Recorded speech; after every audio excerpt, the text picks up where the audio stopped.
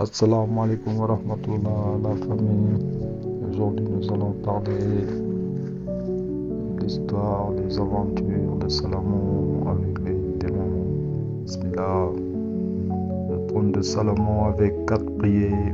Ils étaient de rubis rouge et on avait travaillé le rubis de façon à en faire 4 lions.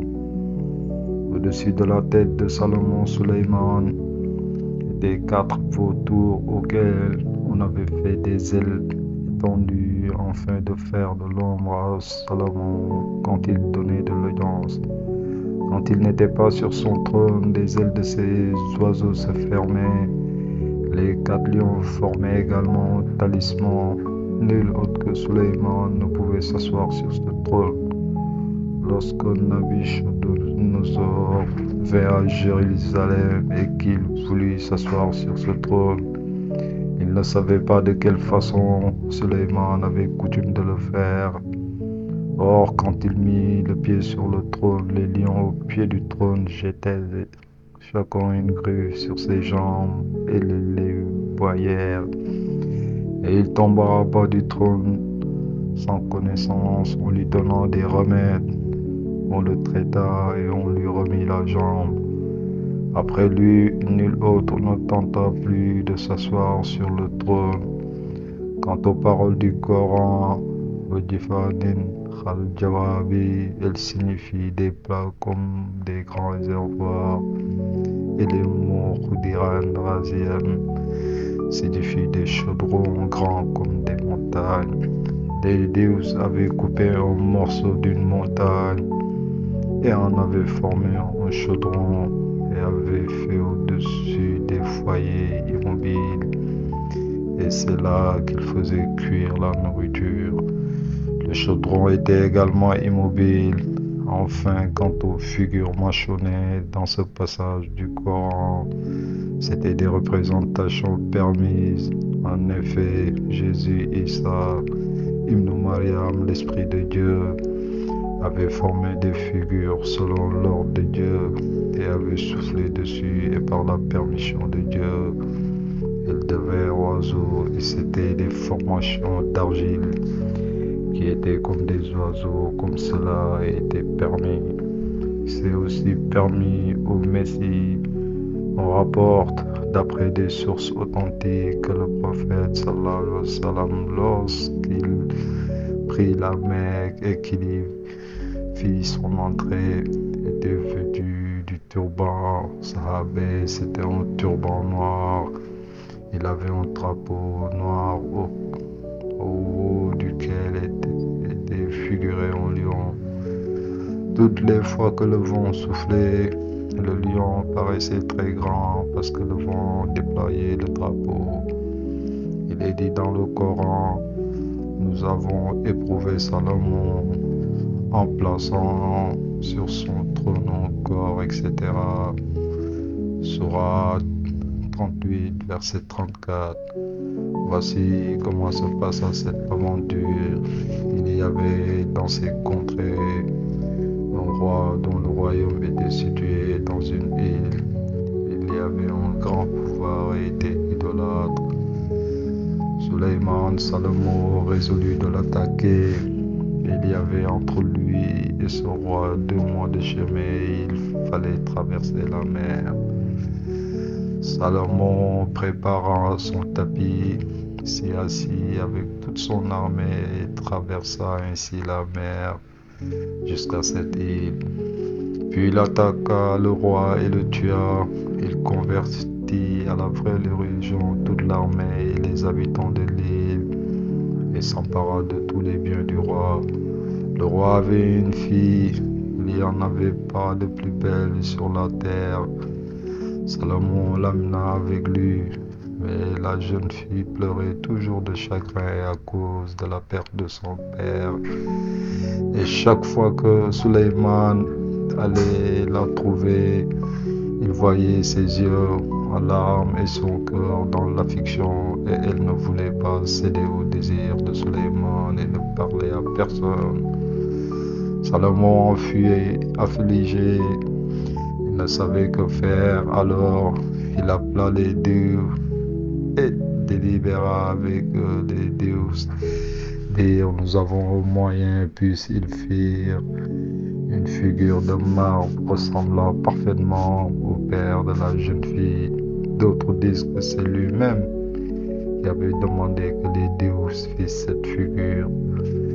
Quand la jeune fille vit cette statue ressemblant à son père, elle fut très contente et elle fit faire un trône royal comme l'avait eu son père. Quand il était roi, elle plaça la statue sur le trône. Elle ne pouvait jamais se lasser de la regarder. Et jour et nuit, elle l'adorait, elle ne la quittait point. Seulement, elle parlait et était plus aimable envers Suleiman. Elle adorait donc la statue de son père et personne ne le savait, ni Salomon, ni un autre, excepté Asaph ibn Berachia. On l'appelait jamais Asaph à l'audience de Salomon, mais il y venait de temps en temps inopinément, et c'est ainsi qu'il savait que la jeune fille adorait la statue.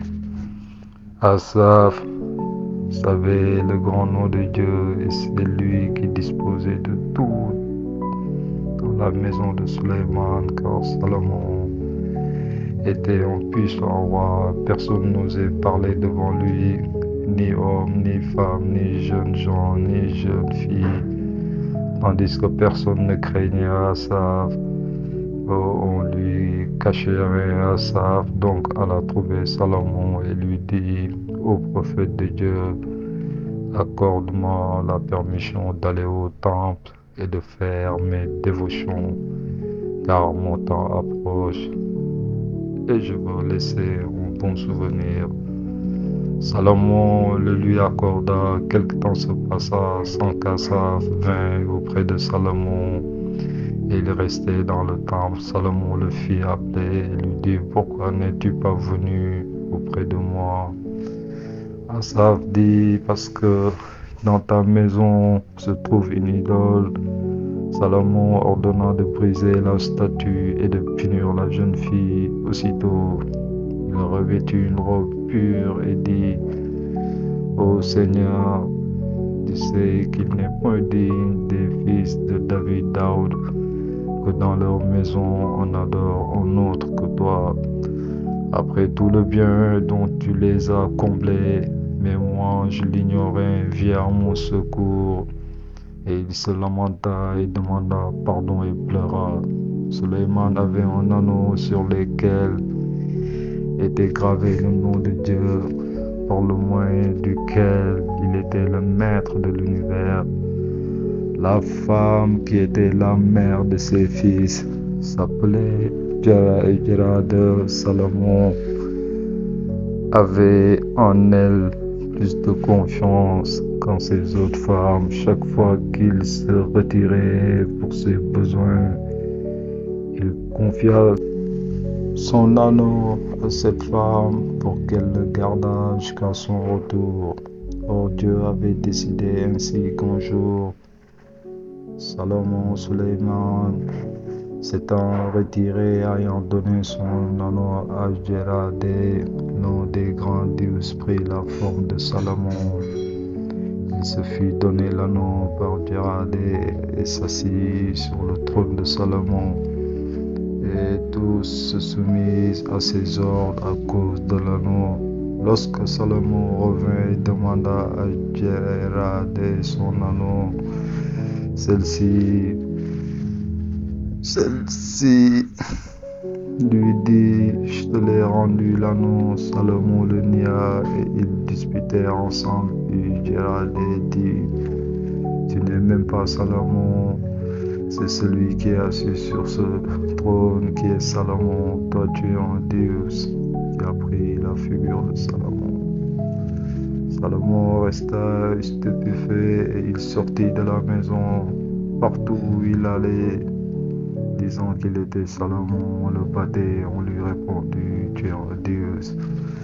Le Dieu était assis sur le trône de Salomon, dans les vêtements de Salomon et tout à fait semblable à lui. Salomon ayant enfin sorti de la ville et se dirigea vers le bord de la mer, là où il rencontra des pêcheurs, et leur dit qu'il était Salomon. Ils lui firent courber la tête sous un bord en le faisant travailler. Personne ne le protégeait et il souffrait de la faim. Le soir, ils lui donnèrent 2 poissons comme rétribution, en le laissant libre de les manger ou de les vendre. Salomon alla dans la ville et vendit l'un de ses poissons. Il fit griller l'autre et le mangea avec du pain qu'il avait acheté du prix de l'autre poisson. Cela se passait ainsi tous les jours. Il travaillait du matin au soir, et le soir, il recevait 2 poissons. Après 40 jours, Dieu lui pardonna et lui rendit le pouvoir. Pendant que le Dieu était assis sur le trône, il faisait des ordonnances qui n'étaient pas comme celles de Salomon. D'accord avec le Pentecôte, les hommes savaient qu'elle était contraire au Pentateuque, mais par crainte, ils n'osaient rien dire. Alors Asaph et les enfants d'Israël se réunirent et Asaph entra dans les appartements de Salomon et demanda aux femmes où était Salomon, Suleiman, et répondirent: il y a longtemps qu'il n'est pas venu nous trouver. Alors ils comprirent que ce n'était pas Salomon qui régnait, mais un Dieu. Les déesses de leur côté vinrent auprès de lui et lui dirent: donne-nous un souvenir, car ils veulent te chercher d'ici. Il répondit: que désirez-vous? Ils dirent: la science de la magie que Salomon a cachée. Il la fit chercher et la leur donnant. Ils furent en trou au-dessus des 4 pieds du trône et cachèrent des livres de la magie, et personne en dehors des déesses ne savait quand Salomon eut repris le pouvoir. Ces livres restèrent sous le trône. Il est dit dans le Coran: ils suivent ce que les démons ont imaginé sur le pouvoir de Salomon, etc. Sourate 2, verset 102. Il est resté une partie de ces livres de magie entre les mains des enfants d'Israël, et tout ce qui en existe aujourd'hui provient de là. Quelque temps après, les hommes devinrent très affligés de l'absence de Suleiman, et ce Dieu faisait tout en secret avec les autres dieux et tenait des hommes éloignés. Alors Asaph dit aux hommes: je m'informerai auprès des femmes. Celles-ci répondirent qu'elles n'avaient point de nouvelles de Salomon. Alors ils délibérèrent comme ils pourraient faire périr le Dieu. Les dieux allèrent le trouver et lui dirent: prends garde, car les hommes veulent te perdre. Puis Asaph fit apporter le Pentateuque et appela tous les lecteurs du Pentateuque. On dit qu'il était au nombre de 4000. Ils récitèrent le Pentateuque en présence du Dieu. Celui-ci ne put entendre cette lecture et s'enfuit. Après cela, les hommes se mirent à la recherche de Salomon. Le Dieu, sachant aucun endroit sûr pour cacher l'anneau du roi Salomon, Suleiman le jeta dans la mer. Un poisson l'avala, et par un acte de la providence, ce poisson fut pris ce jour-là même dans le filet. Le soir, les pêcheurs donnèrent à Salomon les 2 poissons comme tous les jours. Il en vendit un et ouvrit l'autre pour le griller et le manger. et il trouva l'anneau. Salomon le mit dans son doigt et revint dans sa résidence.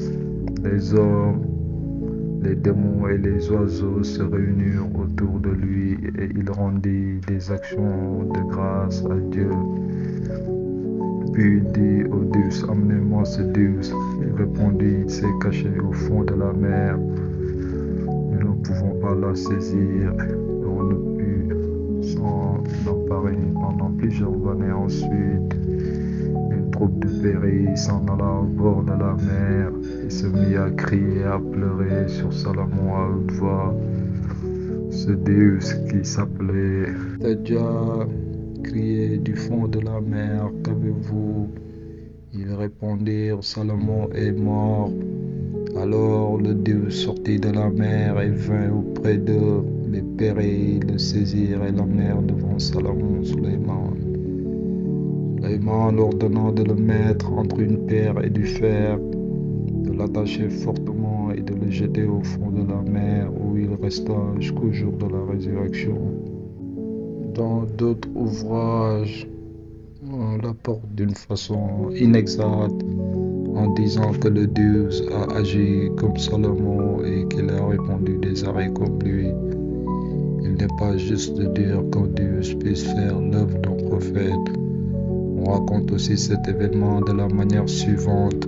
Une nuit, Salomon se proposa d'avoir commerce avec chacune de ses femmes, afin que de chacune d'elles naquît un fils, et que de tous ses fils devenus grands puissent aller combattre les infidèles, et que chacun d'eux en tua 1000, et que lui en eut de la gloire. Dieu n'agréa pas ses pensées, et une de ses femmes mit au monde un enfant dont tout le corps était difforme. Après sa naissance, Gabriel le plaça sur le trône. Dieu envoya une vision à Salomon en lui disant, as-tu vu ce membre de ta famille quand tu as eu des pensées orgueilleuses? Va, regarde ton fils qui est placé sur le trône. Salomon alla et vit encore sans bras ni jambes. Il en fut épouvanté et il se repentit. Cet enfant mourut après 40 jours. Après cet événement, Salomon vécut encore 20 ans. Il régna en tout 40 ans. C'était une brève partie de l'histoire de Salomon Sulayman alayhi salatu wassalam. Qu'Allah augmente sa royauté au nom du prophète Mohammed, paix et salut sur terre, sallallahu alayhi wa sallam.